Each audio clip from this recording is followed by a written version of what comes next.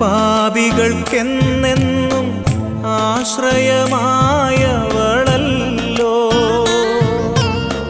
പാപിക്കായെന്നും പ്രാർത്ഥിക്കുന്നവളല്ലോ.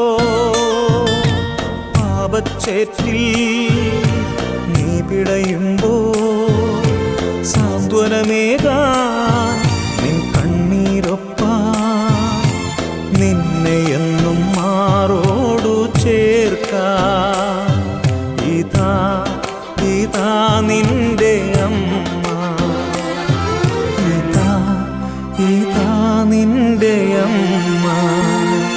നിന്റെ തകർച്ചയിലാശ്വാസമേകാൻ നിന്റെ തളർച്ചയിലൊന്നു ചേരാൻ